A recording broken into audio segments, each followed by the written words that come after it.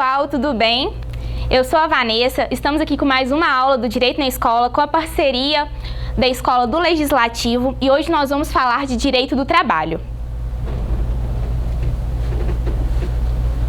Para a gente começar a falar de Direito do Trabalho, primeiro é importante a gente pensar no que é direito. Direito, ele é o quê? Ele é um conjunto de normas que visa regular a vida em sociedade. E quando a gente está falando de direito, a gente parte para direito do trabalho. O direito do trabalho visa o quê? Regular as relações na sociedade, mas em relação às relações de trabalho. E falando aí em relações de trabalho, é importante, antes da gente entrar tanto nos direitos, que vocês tanto têm interesse de saber, férias, 13º, seguro-desemprego e tantos outros, primeiro é importante a gente falar sobre a história do direito do trabalho. E falando de história, é importante a gente frisar que na maior parte da história da humanidade prevaleceu o trabalho escravo, onde que o escravo ele era considerado coisa, ele podia ser comprado, ele podia ser vendido, trocado, então ele era mercadoria, ele não era considerado gente. E passando lá para a antiguidade, quando a gente chega e pensa na antiguidade, o que vem na nossa cabeça? Grécia, Roma Antiga. E se a gente pegar a Grécia, Platão, Aristóteles, eles viam o direito do trabalho como algo negativo. Era basicamente um castigo. Então, não existia essa coisa de trabalho dignifica o homem. Naquela época ali, alguns sofistas que davam algum valor positivo no trabalho. Mas tirando isso, era visto mais como algo negativo. Posteriormente, quando a gente chega ali para falar da Idade Média, né, século V ao século XV, a gente tem a época ali do feudalismo.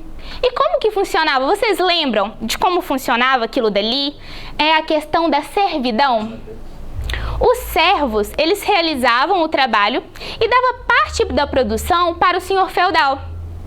Então era aquele trabalho servil. Os servos ali, eles já são considerados pessoas, né? Não é igual o escravo que é considerado coisa. Mas assim, ele não tem tanto direito. É bom a gente lembrar que, só uma observação aqui a título de curiosidade, a noite de núpcias da serva era com o senhor feudal. Então imagina o que ele tinha de direito trabalhista? Nenhum.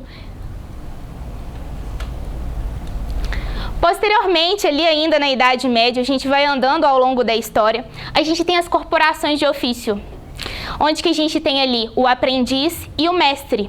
O mestre passava o serviço para o aprendiz e existia um outro tipo, o início ali de uma relação também de trabalho. Mas ainda não há que se falar em direitos trabalhistas propriamente dito.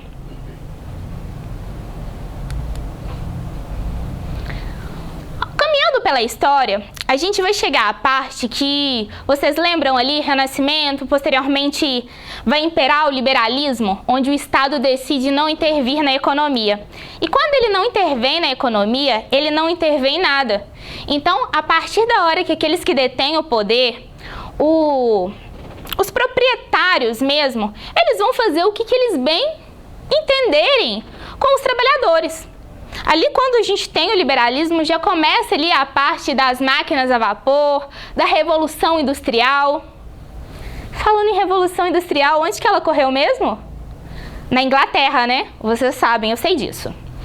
Então, ali na época da Revolução Industrial, com o surgimento da máquina a vapor, os trabalhadores saem do campo, vão para a cidade com a questão do êxodo rural. E aí, como eu disse, a gente está ali na época de liberalismo, o Estado não intervém e os proprietários das fábricas, eles não estão ligando para o trabalhador. Eles pensam em quê? Em ganhar, em lucro. E aí, a partir disso, o que acontece? Os trabalhadores ali, gente, eles não têm jornada limitada. As jornadas ali acontecem em cerca de 13, 14 horas por dia. Equipamento de proteção individual, vocês já ouviram falar? EPI? Não existia EPI. Não existia adicional noturno, adicional de insalubridade, adicional de periculosidade. Salário mínimo. O que é isso? Então não existia essa limitação. Aí o que acontece? Os trabalhadores, depois de tanto sofrerem, eles começam a se reunir. Eles começam a se reunir para reivindicar melhorias. E aí a gente forma os primeiros sindicatos. É importante destacar ainda que na época da Revolução Industrial acontecia muito trabalho de mulheres sem nenhum tipo, de proteção, mas também de criança. As crianças iam para as fábricas com a mãe, que não tinha com quem deixar, e elas eram totalmente exploradas em relação ao trabalho. Então, ali, além de cumprir aquela jornada exaustiva, eles usavam, às vezes, as mãos das crianças em compartimentos menores das fábricas. E aí, como não tinha meio de proteger, acontecia muita perca de membro, perca de braço, de dedo, tudo daquelas crianças e sem nada o que fazer, não existia nem indenização. Então aqui o trabalho infantil que a gente falou, que acontecia muito nas fábricas. A formação dos primeiros sindicatos para reivindicar as melhorias. E aí o que acontece, gente? Quando a gente forma esses primeiros sindicatos, os trabalhadores se reúnem, formam o primeiro sindicato, e aí o que acontece? Aquele sindicato daquela categoria, ele consegue normas para aqueles trabalhadores. Então, cada vez que os trabalhadores se reúnem, formam sindicatos, conseguem melhorias. Então, essas melhorias, essas normas, elas vão se tornando lei para determinado trabalhador. E aí vai começar a surgir o que a gente chama de direito do trabalho. O direito do trabalho surgiu ali na Revolução Industrial. Passando ali da Revolução Industrial, um momento muito importante para a gente falar de direito do trabalho é a gente lembrar da Primeira Guerra Mundial. O que acontece pós Primeira Guerra Mundial? Assim que ela termina, a gente tem o Tratado de Versalhes. E no Tratado de Versalhes, ele prevê a criação da OIT. O que é a OIT? A Organização Internacional do Trabalho.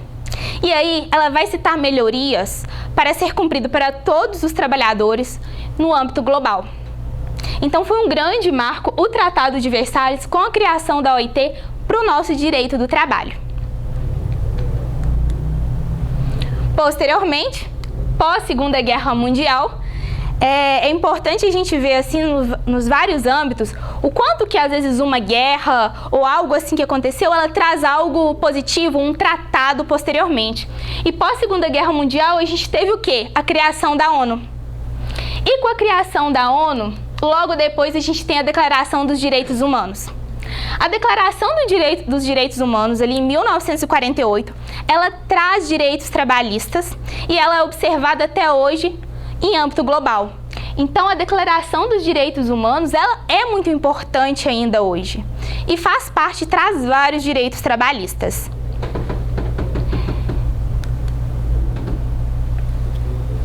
A gente falando aí da história do direito do trabalho nesse âmbito global, que a gente chega aí na Declaração dos Direitos Humanos, que até hoje tem essa relevância, é importante a gente falar da história do direito do trabalho no Brasil. O que acontece, gente? Enquanto a gente fala de direito do trabalho na Inglaterra, na Europa, ali no século XVII, século XVIII, Revolução Industrial, no Brasil é importante a gente deixar claro que até 1888 a gente tem trabalho escravo. Aqui prevalecia o trabalho escravo. Então não há de se falar em direito trabalhista antes da Lei Áurea. Então olha a diferença aí, a questão de século, né? Então aqui, só em 1888 a gente tem a Lei Áurea e a gente começa a falar de direito do trabalho. E como que aconteceu na Inglaterra e nos outros países, o que acontece? Os trabalhadores, quando eles começam a passar por determinadas situações, quando não tem melhorias e começa a ter abuso tanto de jornada, de tudo, eles começam a se reunir. Se reúnem, formam os primeiros sindicatos e com essa formação começa a ter as normas para aquela categoria. No Brasil, a primeira categoria de trabalhadores que começou a reivindicar melhorias foram os ferroviários. Então eles tinham mais conhecimento, tinha gente que tinha vindo de fora, né, dos outros países que já falavam de direito do trabalho há mais tempo. E aí com esse conhecimento, eles traziam também para o Brasil. Então a primeira categoria que a gente fala disso, e é importante para o direito do trabalho no Brasil, são os ferroviários. A gente fala dos ferroviários. Ferroviários foi ali por volta de 1920, 1918, já estava surgindo algumas normas. E é importante que a gente já tenha interferência aí, quando a gente está falando dos ferroviários, que teve a Primeira Guerra Mundial, teve a criação da OIT, e isso já trouxe interferências para o Brasil. Posteriormente, o que também fez muita diferença no direito do trabalho foi Getúlio Vargas. Vocês lembram Getúlio Vargas, conhecido como o pai dos pobres? O que acontece? Ele não foi conhecido assim à toa e ele trouxe mudança para o direito do trabalho. Na década ali de 30, ele trouxe vários decretos para trazer melhorias para os trabalhadores. Então, direitos trabalhistas também surgiram ali na década de 30 com Getúlio Vargas. A nossa primeira Constituição que trata de direito trabalhista foi em 1934, ainda na era Vargas. E, em relação ao direito do trabalho no Brasil, quando a gente vai falar onde que tem a nossa base, é na Constituição Federal. E se vocês tiverem interesse, é muito bom vocês pararem e olhar, entrar no site do Planalto, observar o artigo 7º da Constituição Federal, e lá vai elencar vários direitos trabalhistas.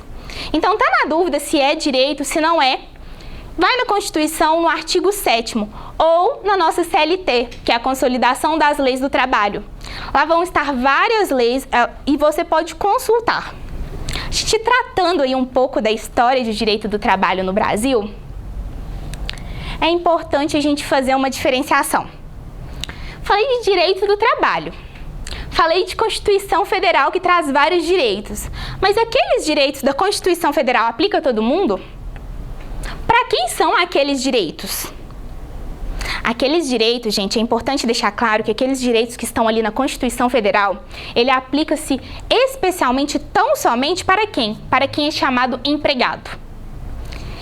Ué, Vanessa, empregado? Mas como assim? Existe uma diferença entre empregado e trabalhador. Todo empregado é trabalhador, mas nem todo trabalhador é empregado. E aquelas normas se aplicam tão somente aos empregados. Tá, Vanessa, e aí? Mas qual que é a diferença? Como que eu vou saber quem é trabalhador e quem é empregado? Então vamos lá, hein? Primeira coisa, para saber se você tem direito àqueles direitos, como férias, 13º, seguro-desemprego, adicional noturno, adicional de insalubridade e vários outros que a gente vai falar nas próximas aulas, a gente tem que saber se você tem um vínculo empregatício. Aí alguém vai virar para mim e falar, Vanessa, eu não tenho carteira assinada, então não sou empregado. Não tem assinatura, eu vou lá, trabalho. Então vamos observar primeiro se você é empregado ou não, porque a assinatura na carteira não diz nada. Primeira coisa, para ter um vínculo empregatício, a pessoa tem que ser física. O que é pessoa física? Nós, aqueles que têm um CPF. Então, se é pessoa física, pode ser empregado. Pessoa jurídica, inscrição no CNPJ? Não. Se a pessoa é uma pessoa jurídica, normalmente já está descartado como empregado, exceto se for caso de fraude, mas a gente não vai entrar nisso agora. Pessoalidade. O que seria a pessoalidade? Pessoalidade significa que, quando alguém é contratado para um determinado emprego, a pessoa é contratada de acordo com suas características pessoais. Você não chega lá, tem uma entrevista de emprego, eles te perguntam, eles olham suas qualidades, os seus defeitos para te contratar. Então, quando é um emprego, a pessoa não pode simplesmente pedir para outra pessoa trabalhar no seu lugar. Agora, se a pessoa já pode, por exemplo, ela vai trabalhar, hoje eu não quero, vou pedir meu amigo para trabalhar no meu lugar. Isso já não é pessoalidade e isso não caracteriza o vínculo de emprego. Agora, se a pessoa trabalha e apenas ela pode fazer aquela função, ela não pode pedir outro para trabalhar naquele local, então ela tem pessoalidade. Então cumpriu o segundo requisito e possa ser que tenha um vínculo de emprego. Próximo requisito, subordinação. O que é a subordinação? Subordinação é quando alguém dá ordens sobre o que tem que fazer. Então, quando a pessoa está trabalhando, vamos supor que você está trabalhando, você recebe ordens de um chefe, alguém determina qual é o seu trabalho, o que você vai fazer, o seu horário, a sua jornada, alguém te aplica uma penalidade se você chega atrasado, isso é uma subordinação. Então, é importante, para ter vínculo empregatício, tem que ter alguém que determina as funções, que dá as ordens, que aplica a penalidade, senão não é considerado vínculo. O próximo requisito é onerosidade. O que é onerosidade? Onerosidade tem a ver com dinheiro. Então, para a pessoa ter um vínculo empregatício, ela tem que receber algo por isso, ela tem que receber dinheiro. Então, por exemplo, nós do direito na escola, nós somos todos voluntários. Nós não recebemos nada para estar aqui passando essa aula para vocês. Então, a gente não tem nenhum vínculo e a gente não pode reclamar nenhum direito, porque a gente faz isso de forma voluntária. Não recebemos nada em troca. Então, para ser considerado um emprego, tem que haver a onerosidade. E o último requisito é a não eventualidade. O que é não eventualidade? A pessoa ela tem que trabalhar com frequência, com habitualidade. Então, não é aquela questão que você vai trabalhar um dia, depois, hoje eu não quero, senão eu vou só trabalhar na semana que vem, ou eu trabalho só quando o meu chefe me ligar. Não eventualidade, que é a mesma coisa de habitualidade, é o quê? A pessoa trabalha ali, por exemplo, 5 vezes na semana ou 3 vezes na semana, com uma jornada de trabalho de 8 às 18, com 2 horas de almoço. Então, tá estipulado. Pode ser que seja 3 vezes na semana, mas tem que haver a habitualidade. Então, a gente cumprindo esses 5 requisitos, a gente já fala em vínculo de emprego e já se considera empregado. Então, tem que ser pessoa física, não pode ser pessoa jurídica. Tem que haver pessoalidade, eu não posso pedir para outra pessoa trabalhar no meu lugar. Subordinação, tem que ter alguém que me passe ordens e, no caso de eu não cumprir, ter penalidades. Onerosidade e não eventualidade. Cumprir os 5 requisitos, então provavelmente é empregado. Vanessa, mas eu cumpro tudo e eu não tenho carteira assinada. Então, posteriormente, você pode recorrer isso na justiça e pedir para reconhecer seu vínculo. E todas aquelas verbas que você deixou de receber, você tem direito de recebê-las na justiça. Então, não determina se é empregado ou não uma assinatura na carteira, mas o cumprimento dos requisitos do vínculo empregatício. Passando isso, agora que você já sabe o que é um trabalhador e o que é empregado, a gente passa para uns empregados específicos. São empregados que a gente vai falar agora que além de cumprir aqueles 5 requisitos, ele tem que cumprir mais alguns para ser considerado empregado. Isso é o caso do empregado rural. Quando a gente tem um empregado rural, e por que faz essas diferenças entre esses 2 empregados que eu vou falar, que um é o rural e o outro é o doméstico? É importante a gente fazer essa diferenciação porque os direitos trabalhistas são diferentes. A jornada de trabalho, por exemplo, de um rural é diferente. Então, o adicional noturno dele também é diferente. A doméstica, a mesma coisa. Então, tendo em vista que há normas específicas para as categorias, a gente tem que saber diferenciar. O empregado rural, ele tem que trabalhar para quem? Para um empregador rural. Mas, além disso, ele tem que desenvolver as suas atividades aonde? Ou na zona rural, ou num prédio rústico. O que seria um prédio rústico? É aquilo que está fora da zona rural, mas que desenvolve as atividades rurais, ou seja, agricultura, pecuária. Então, se prestar serviço para empregador rural for agricultura, pecuária, sendo ou na zona rural ou no prédio rústico, ou seja, pode ser na cidade, mas que desenvolva essas atividades, é considerado empregado rural.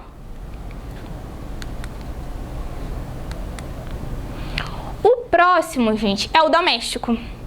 O doméstico, além daqueles 5 requisitos, que a gente passou, ele tem que cumprir mais alguns. Primeira coisa, trabalho para pessoa ou família. Então, é doméstico e trabalha para empresa? Não tem como, deixa de ser doméstico. Ah, mas a minha carteira está assinada como doméstica, mas eu trabalho na empresa. Não, então já deixa de ser doméstico e seus direitos passam a ser outros. Outra coisa, é o que eu acabei de falar, na verdade, âmbito residencial.